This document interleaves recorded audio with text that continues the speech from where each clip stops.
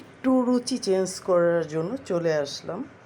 অনেক সময় রুটি খেতে ভালো লাগে না, পরোটা খেতেও ভালো লাগে না। এখানে ধনিয়া পাতা, কাঁচামরিচ আর পেঁয়াজ, একটু লবণ আছে, একটু চটকে নিই। এটা সবাই জানেন সাধারণ খাবার, কিন্তু তারপরে একটু ব্যতিক্রম, খেতে ভালো লাগে। কারণ একটু চটকে নিলাম, এখন একটু আটা দিয়ে দিব। খেতে এটা খুব মজা এবং রুচিকর। যাদের মুখে রুচি নেই তারা খেতে খুব ভালো লাগে এই পেঁয়াজ কাঁচামরিচে এই বানানো আটা।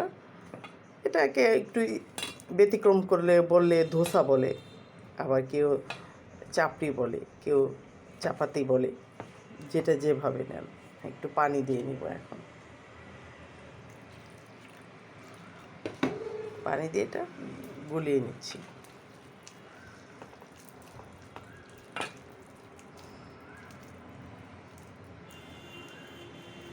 খেতে ভালো লাগে।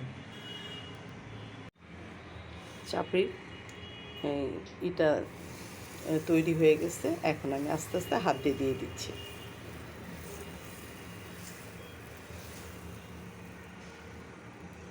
এটা খেতে ভালো লাগে। যাদের মনে করেন রুটি, পরোটা এগুলো খেতে না ইচ্ছে করে, একটু ব্যতিক্রম খেতে ইচ্ছে করে, এটা খেতে খুব ভালো লাগে। মানে ঝাল চাপড়ি যেটাকে বলে, একটু ধনিয়া পাতা, একটু কাঁচামরিচ, একটু পেঁয়াজটা বেশি দিবে, খেতে অনেক মজা। যাদের রুচি নেই তাদের রুচিটা ফিরে আসবে। ঝাল ঝাল লাগে, খেতে ভালো লাগে।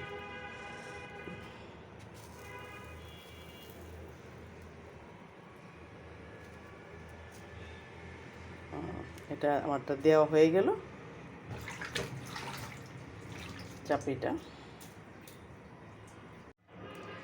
চাপড়িটা হয়ে গেছে।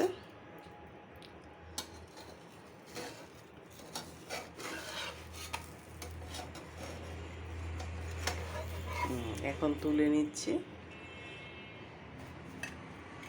দেখেন, গরম গরম মজাদার আটার চাপড়ি। এটা মাংস দিয়েও, ভুনা দিয়েও খেতে পারেন, আবার শুধুও খেতে পারেন। শুধু খেতেও ভালো লাগে, কারণ ঝাল ঝাল, একটু পেঁয়াজ বেশি দিয়ে খেতে ভারী মজা লাগে। এটা বানিয়ে খাবেন, ভালো লাগবে। অবশ্যই বানাইতে পারেন, আমি জানি, কারণ এটা স্বাভাবিক খাবার।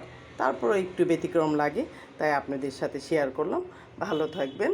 আল্লাহ হাফেজ। আসসালামু আলাইকুম।